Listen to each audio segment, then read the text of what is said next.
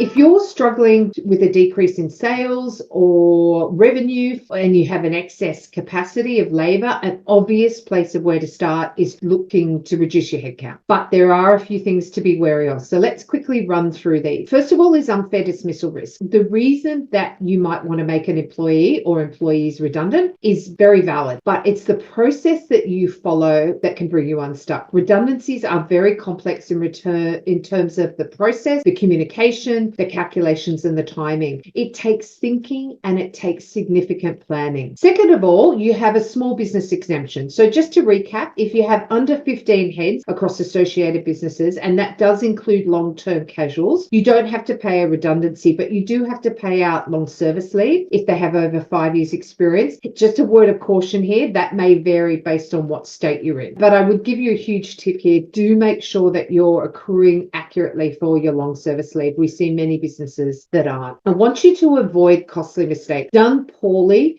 redundancies can be incredibly expensive. If you are found to have breached unfair dismissal laws, you could be fined up to 6 months' salary of that individual, but also you could be forced to take them back, reinstatement. Now, I think a lot of people go, what? But yes, you could actually be ordered to take them back. But the most common mistakes that we find, guys, is around a selection of employees and the justification, the calculation, and the payout. So the next thing I want you to think about is the ROI. Reducing your headcount and therefore your salary bill makes sense in the longer term, but redundancies can be a costly exercise and that needs to be carefully weighed up. So especially if you've got employees with lengthy years of service and say they're over 45 years of age, as an example, if you had an employee with 6 years experience earning 150K and is over 45 years old, that would be a payout of just over $60,000. So that's going to start to eat into your cash reserves. But imagine if you've got 3, 4, 5 people that are in that bracket and you're looking to make them redundant. So this is why I'm firmly of the view that redundancies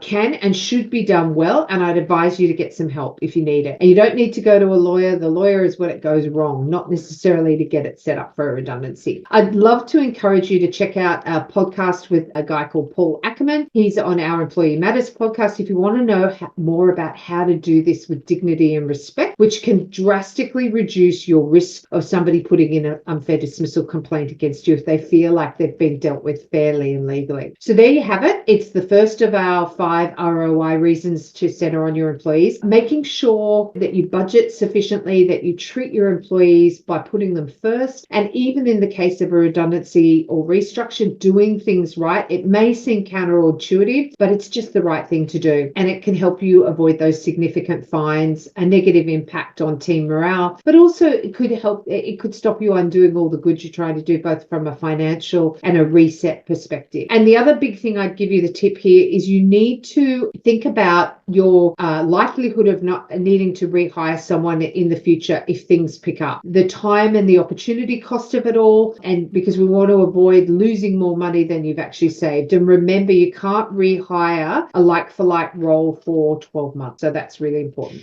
I want you to think about, have your managers ever completed a redundancy conversation? And do they need training? I remember in the UK, I did a big redundancy plan over there, and I had some very senior partners at a consulting firm that found these conversations hugely challenging. So you may find that you're in a similar predicament, and you need to train people up so they do these properly.